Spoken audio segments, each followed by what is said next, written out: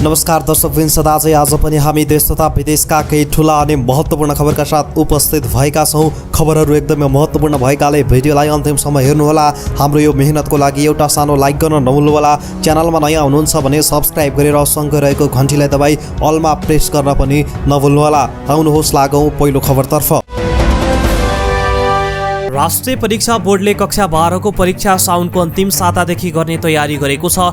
बोर्डका अध्यक्ष चन्द्रमणि पौडेलले कोरोना संक्रमण दर घटेसँगै निषेधाज्ञा खुकुलो भएकाले कक्षा 12 को परीक्षाको तयारी थालेको जानकारी दिए। अब कक्षा 12 को परीक्षा गराउन छलफल गरिरहेका छौँ। सम्भवतः साउनको अन्तिम साता या भदौमा गरिसक्छौँ होला उनले भने। कक्षा 12 को परीक्षामा 4,50,000 विद्यार्थी सहभागी हुँदैछन्। त्यस्तै बोर्डले आन्तरिक मूल्याङ्कनबाट एसई परीक्षाको नतिजा प्रकाशित गर्न निर्देशन दिएको थियो, जस अनुसार असार मसान्तभित्रमा एसई को नतिजा प्रकाशित भइसक्ने उनले जानकारी दिए। त्यसैगरी कक्षा 11 को अन्तिम मूल्याङ्कन असारभित्रै गरिसक्नु पर्नेछ। त्यसका लागि बोर्डले विद्यालयलाई अनुरोध समेत गरिसकेको छ। बोर्डले कक्षा 11 को अन्तिम नतिजा असारभित्रै सार्वजनिक गरी साउनबाट कक्षा 12 को पढाइ सुरु गर्न गत वर्ष नै कार्यविधि बनाइदिएको थियो। अहिले पनि सोही अनुसार मूल्याङ्कन गर्न बोर्डले विद्यालयलाई भनेको हो। कक्षा 12 को परीक्षा साउनको अन्तिम साताबाट गर्ने तयारी भइरहेको छ। प्रधानमन्त्री केपी शर्मा ओली अध्यक्ष रहेको कोभिड-19 सङ्कट व्यवस्थापन केन्द्र सिसिएमसीले विभिन्न देशमा अन्तर्राष्ट्रिय उडान खोल्ने निर्णय गरे पनि मन्त्री परिषदमा अड्किएको छ। सिसिएमसीको बैठकले यात्रु बढी आउजाउ गर्ने मुख्य गन्तव्यमा उडान खोल्ने निर्णय गरे पनि मन्त्री परिषदमा अझै छलफलकै क्रममा रहेको छ। प्रधानमन्त्री आफै अध्यक्ष रहेको सिसिएमसीले उडान खोल्ने निर्णय गरेको करिब 1 हप्ताभन्दा बढी भइसक्दा पनि मन्त्री परिषदले निर्णय गर्न सकेको छैन। संस्कृति, पर्यटन तथा नागरिक उड्डयन मन्त्रालयले मन्त्री परिषदमा अन्तर्राष्ट्रिय उडान खोल्ने प्रस्ताव लगे पनि निर्णय नभएको बताएको छ। सिसिएमसीले अन्तर्राष्ट्रिय उडान खोल्ने निर्णय गरेको हो। मन्त्रालयले पनि मन्त्री परिषदमा उडान खोल्ने प्रस्ताव लगेका छौँ। मन्त्रालयका प्रवक्ता तारानाथ अधिकारीले भने यो अझै छलफलकै चरणमा रहेको जानकारी आएको छ। उनले मन्त्री परिषदले निर्णय नगरेसम्म उडान सुचारू हुन नसक्ने बताए। उनले मन्त्री परिषदमा Malaysia, Saudi Arab, UAE, Oman, Korea र जापानमा सीमित उडान गर्ने प्रस्ताव गरेको बताएका छन्। त्यसबाहेक धेरै देशले कतारलाई ट्रान्जिट बनाएर आउने भएका उडान गर्ने प्रस्ताव गरेको समेत उनले बताएका छन्। यद्यपि सिसिएमसीले अन्तर्राष्ट्रिय उडान खोल्ने निर्णय गरे पनि मन्त्री परिषदमा यो प्रस्ताव अड्किएको छ। दर्शकबिन, तपाईँ के भन्न चाहनुहुन्छ? रोजगार गुम्न लागिसक्यो सरकार, अब त अन्तर्राष्ट्रिय उडान खोलिनु पर्यो भन्ने आवाज उठाउनुहुन्छ भने सरकारलाई सक्दो दबाब दिन अन्तर्राष्ट्रिय उडान खोलिनु पर्यो लेख्न नबिर्सनु होला है त। काठमाडौँ उपत्यकामा निषेधाज्ञा खुकुलो पारिएको छ। यससँगै निजी सवारी साधनहरूमा जोर बिजोर प्रणाली अनुसार चलाउन पाइनेछ। काठमाडौँ, ललितपुर र भक्तपुर जिल्लाका प्रमुख जिल्ला अधिकारीहरूको संयुक्त बैठकले 1 हप्ताका लागि निषेधाज्ञा खुकुलो बनाउँदै थप्ने निर्णय गरेको थियो। बजार पनि चलाइमान भएको छ। विभिन्न सामग्रीका पसलहरू बार अनुसार र समय शिफ्ट अनुसार खोल्न पाउने व्यवस्था गरिएको हो। यति बेला धेरैजनाले खाना लाउन गाह्रो भइसक्यो, अब त लकडाउन खोलिदिए पनि हुन्थ्यो भन्ने आवाज उठाइरहेका छन्। दर्शकबिन, तपाईँ के भन्न चाहनुहुन्छ? खाना लाउन गाह्रो भइसक्यो, कोठाबाट तिर्नै गाह्रो भइसक्यो, अब त लकडाउन खोलिनु पर्यो नि भन्नुहुन्छ भने नो मोर लकडाउन, कोठाबाट छुट साथै बैंकको ऋण मिनाहा लेखेर सक्दो दबाब दिन नबिर्सनु होला। होइन लकडाउन गर्नै पर्छ भन्नुहुन्छ भने हो लकडाउन गर्नुपर्छ लेख्न नबिर्सनु होला है त। काठमाडौँ उपत्यकामा निषेधाज्ञा खुकुलो पारिएको छ। यससँगै निजी सवारी साधनहरूमा जोर बिजोर प्रणाली अनुसार चलाउन पाइनेछ। काठमाडौँ, ललितपुर र भक्तपुर जिल्लाका प्रमुख जिल्ला अधिकारीहरूको संयुक्त बैठकले 1 हप्ताका लागि निषेधाज्ञा खुकुलो बनाउँदै थप्ने निर्णय गरेको थियो। बजार पनि चलाइमान भएको छ। विभिन्न सामग्रीका पसलहरू बार अनुसार र समय शिफ्ट अनुसार खोल्न पाउने व्यवस्था गरिएको हो। यति बेला धेरैजनाले खाना लाउन गाह्रो भइसक्यो, अब त लकडाउन खोलिदिए पनि हुन्थ्यो भन्ने आवाज उठाइरहेका छन्। दर्शकबिन, तपाईँ के भन्न चाहनुहुन्छ? खाना लाउन गाह्रो भइसक्यो, कोठाबाट तिर्नै गाह्रो भइसक्यो, अब त लकडाउन खोलिनु पर्यो नि भन्नुहुन्छ भने नो मोर लकडाउन, कोठाबाट छुट साथै बैंकको ऋण मिनाहा लेखेर सक्दो दबाब दिन नबिर्सनु होला। होइन लकडाउन गर्नै पर्छ भन्नुहुन्छ भने हो लकडाउन गर्नुपर्छ लेख्न नबिर्सनु होला है त। सर्वोच्च अदालतले प्रधानमन्त्री केपी शर्मा ओलीले पछिल्लो पटक गरेको मन्त्री परिषद विस्तारको निर्णयलाई खारेज गरिदिएको छ। प्रधानमन्त्री केपी शर्मा ओली कामचलाउ भइसकेपछि मन्त्री परिषद विस्तार गर्न नपाइने भन्दै सर्वोच्चले जेठ 11 गते र जेठ 27 गते गरेको मन्त्री परिषद विस्तार खारेज गरिदिएको छ। सर्वोच्चको अन्तरिम आदेशसँगै 17 मन्त्री र 3 राज्य मन्त्रीको पद गुमेको छ भने प्रधानमन्त्री सहित 5 जनाको मात्रै मन्त्री परिषद बाँकी रहेको छ। उपप्रधान तथा अर्थमन्त्री विष्णु पौडेल, भौतिक पूर्वाधार मन्त्री बसन्त कुमार नेवाङ, कानुन मन्त्री लीलानाथ श्रेष्ठ र शिक्षा मन्त्री कृष्णगोपाल श्रेष्ठ रहेका छन्। अमेरिकाले थप खोप वितरणको घोषणा गरेको छ। गत साता सकिएको G7 को बैठकमा जनाएको प्रतिबद्धता अनुसार अमेरिकाले विपन्न मुलुकलाई थप 55 मिलियन डोज खोप वितरण गर्ने घोषणा गरेको हो। घोषणा गरिएको यो परिणामको खोपबाट नेपालले पनि केही हिस्सा प्राप्त गर्ने भएको छ। यसअघि जुन 3 मा 25 मिलियन डोजलाई नेपाललाई समेत भ्याक्सिन दिने घोषणा गरेको अमेरिकाले बाँकी 55 मिलियन डोजमा पनि नेपाललाई समावेश गरेको हो। अमेरिकाले तत्कालका लागि 80 मिलियन डोज खोप विपन्न मुलुकलाई उपलब्ध गराउने घोषणा गरेको थियो। अमेरिकाले नेपाल लगायतका देशलाई जुनभित्र भ्याक्सिन पठाउने प्रतिबद्धता समेत जनाएको छ। बाइडेन प्रशासनले गरेको घोषणा अनुसार उसले दिने भनेको भ्याक्सिन मध्ये 41 मिलियन डोज कोभ्याक्स संयन्त्र मार्फत वितरण गरिनेछ, जसमा 14 मिलियन ल्याटिन अमेरिका र क्यारिबियन देशलाई उपलब्ध गराइनेछ। 16 मिलियन नेपाल सहित 18 देशलाई प्रदान गरिनेछ। 10 मिलियन डोज अफ्रिकाका देशलाई दिइनेछ। 55 मिलियन मध्ये 14 मिलियन डोज अर्थात् 25% भ्याक्सिन अमेरिकाले विभिन्न देशलाई नै सिधै उपलब्ध गराउने भएको छ। त्यसमा पाकिस्तान, बङ्गलादेश, अफगानिस्तान लगायतका मुलुकहरू समावेश गरिए पनि नेपाललाई समावेश गरिएको छैन। अमेरिकाले थप 55 मिलियनबाट पनि नेपाललाई खोप दिने भएको छ। यसै महिना खोप प्राप्त हुने भएको छ।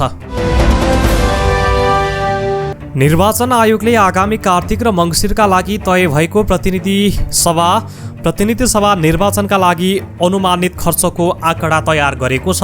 आयोगले 2 चरणमा गरेर हुने निर्वाचनका लागि करिब 9 अर्ब अर्थात् 8 अर्ब 58 करोड खर्च अनुमान गरेको हो। आयोगले मतदानका लागि बनाइने बुथदेखि मतगणनासम्मका लागि सो रकम खर्च हुने अनुमान गरेको छ। सो अनुमानित रकममा सुरक्षातर्फको खर्च भने समावेश नहुने आयोगले जनाएको छ। आयोगका अनुसार निर्वाचन प्रक्रियामा लाग्ने कागजदेखि लजिस्टिक सामग्री खरिद र निर्वाचन प्रक्रियाको व्यवस्थापनमा सो रकम खर्च हुनेछ। निर्वाचन प्रक्रियामा लाग्ने कागजदेखि लजिस्टिक सामग्री खरिद र निर्वाचन प्रक्रियाको व्यवस्थामा आयोगले माग गरेको रकम खर्च हुन्छ। बुथ निर्माणदेखि मतगणनामा लाग्ने खर्च आयोगले अनुमान गरेको हो, आयोग उच्च स्रोतले भन्यो। नेपालमा कोरोना भाइरसको नयाँ भेरिएन्टको उत्परिवर्तित रूप पुष्टि भएको छ। स्वास्थ्य मन्त्रालयले अहिले देखिएका नयाँ प्रजातिका भाइरस बढी संक्रामक तथा सबै उमेर समूहका व्यक्तिलाई असर पार्ने देखिएकोले थप सचेतना अपनाउन आग्रह गरेको छ। गत वैशाख 27 देखि जेठ 20 गतेसम्म देशका विभिन्न ठाउँबाट विभिन्न उमेर समूहका व्यक्तिबाट सङ्कलन गरी राष्ट्रिय जनस्वास्थ्य प्रयोगशालाबाट भारत पठाइएका नमुना मध्ये परीक्षणकर्ता 47 वटा नमुनामा डेल्टा भेरिएन्टको B117.2 र एउटा नमुनामा अल्फा भेरिएन्ट पुष्टि भएको मन्त्रालयले विज्ञप्ति निकालेर जनाएको छ। डेल्टा भेरिएन्ट पुष्टि भएका AY1 भनिने K1417N म्युटेसन भेटिएको मन्त्रालयका सहप्रवक्ता समीर कुमार अधिकारीको हस्ताक्षरमा जारी विज्ञप्तिमा उल्लेख छ।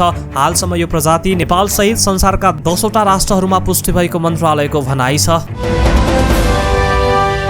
कोरोना संक्रमणको दर कम भइसकेको र विदेशमा व्यापक खोप अभियान चलेको भए पनि सरकारले अन्तर्राष्ट्रिय नियमित उडान रोकेर चार्टर उडानलाई नै प्रोत्साहन गरेको छ।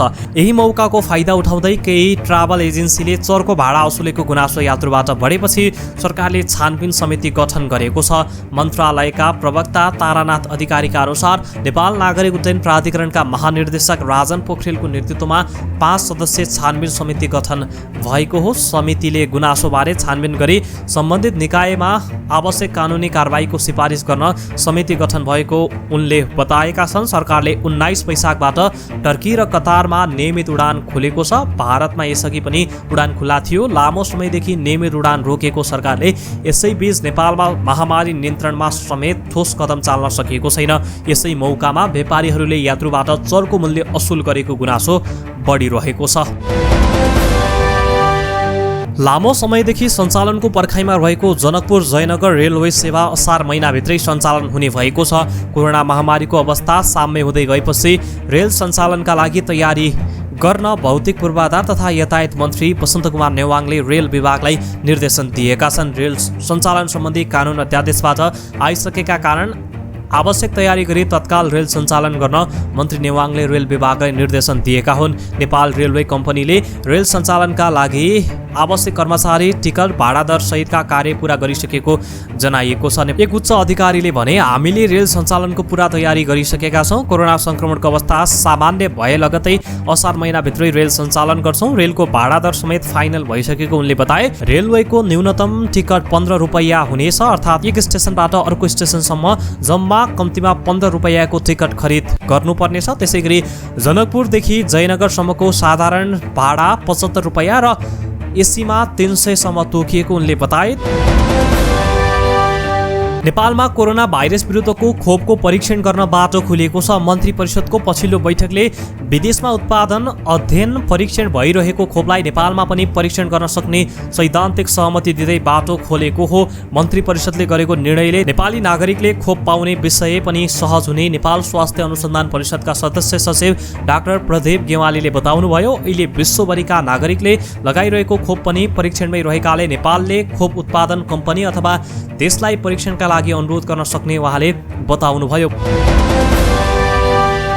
74 दिन लामो निषेधाज्ञा खुकुलो भएसँगै निजी सवारी साधन सञ्चालनमा आएका छन्। उपत्यकाका 3 जिल्ला प्रशासनको निर्णयअनुसार जोर बिजोरका आधारमा सवारी साधन चलेका हुन्।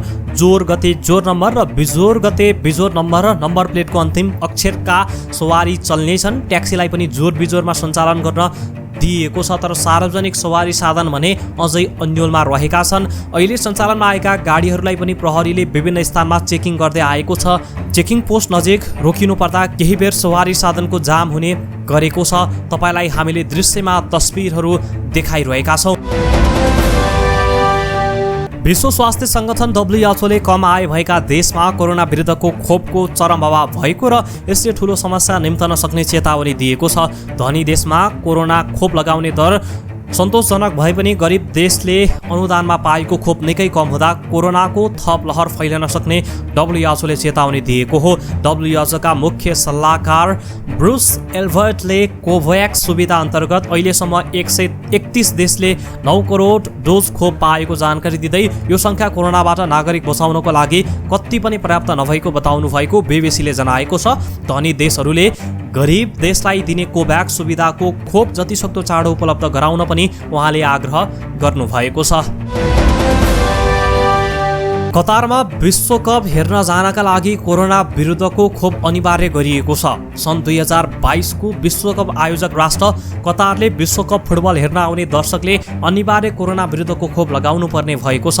कतार सरकारले सन् 2022 को विश्वकप फुटबल हेर्न आउने दर्शकले कोरोना विरुद्धको खोप लगाएर आए मात्र प्रवेश गर्न दिने जनाएसँगै खोप लगाएकाले मात्र स्टेडियममा प्रवेश गर्न पाउने भएका हुन्, जसका लागि आगामी वर्ष हुने विश्वकप फुटबल सुरुवात हुन अगावै अधिकतम देशले आफ्ना नागरिकलाई खोप लगाइसकेको हुनुपर्ने कतारका खेलकुद मन्त्री शेख खालिद बिन अब्दुल अजिज अल थानीले बताए। उनले भने खोप नलगाएका देशलाई हामी स्टेडियममा प्रवेश गर्न दिँदैनौँ। सन् 2022 को नोभेम्बर 21 देखि विश्वकप सुरु हुने कतारमा हालसम्म कोरोनाका कारण 2,20,800 कोरोना संक्रमित भएका छन् भने 538 को मृत्यु भएको छ। नेकपा एमाले भित्रको विवाद फेरि बढेको छ। कर्णाली प्रदेशका 4 जना प्रदेश सभा सांसदलाई नहटाउन सर्वोच्च अदालतले दिएको आदेश उल्टाउनका लागि पुनरावलोकन निवेदन दिने प्रधानमन्त्री एवं अध्यक्ष केपी शर्मा ओलीको कदमपछि एमाले भित्रको एकतामा फेरि अडचन आएको हो। पार्टी एकताको लागि नेताहरूमाथि गरिएको कारबाही फिर्ता हुनुपर्नेमा कारबाहीकै माग गर्दै सर्वोच्चमा जानुले अध्यक्ष ओलीले पार्टी फुटोस् भन्ने चाहेको प्रष्ट हुने नेता माधव नेपालको भनाइ छ। स्थायी समितिका नेतामाथि कथित कारबाही र फेरि उनीहरूसँगै वार्ता पनि गर्ने दोहोरो चरित्रले विभिन्न शङ्का रहेको तथा जिम्मेवार भएर पार्टी एकता बचाउन अधिकतम लचक भएर प्रस्तुत हुँदा यसलाई कमजोरीका रूपमा लिएको जस्तो देखिएको नेता नेपालको भनाइ छ। सन् 2025 देखि विन्डोज 10 बन्द गर्ने घोषणा गरेको माइक्रोसफ्टले आफ्नो नयाँ संस्करणको विन्डोज अपरेटिङ सिस्टम विन्डोज 11 यही हप्ता सार्वजनिक गर्ने तयारी गरिरहेको छ।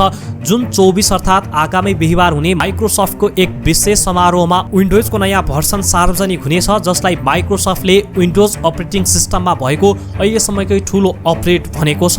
उक्त सार्वजनिकीकरण समारोहलाई माइक्रोसफ्टको युट्युब च्यानल मार्फत विश्वका करोडौं प्रयोगकर्ताले प्रत्यक्ष वर्ष हेर्न पाउनेछन्। नयाँ संस्करणको विन्डोज सार्वजनिक हुनु अगावै त्यसका कतिपय फिचरहरू लिक भइसकेका छन्। विभिन्न विश्वस्तरीय प्रविधि सम्बद्ध वेबसाइटहरूले विन्डोज 11 का विषयमा खुलासाजन्य सामग्रीहरू प्रस्तुत गरिरहेका छन्, जसले विन्डोज 11 का प्रयोगकर्ताहरूले नयाँ कुरा के पाउनेछन् भन्ने लगभग पुष्टि भइसकेको छ। कतिपय वेबसाइटबाट विन्डोज 11 को उक्त लिक्ड भर्जन डाउनलोड समेत गर्न सकिन्छ। सोही आधारमा विद्यमान विन्डोज 10 भन्दा विन्डोज 11 मा गरिएको केही महत्त्वपूर्ण परिवर्तन यस प्रकार छन्।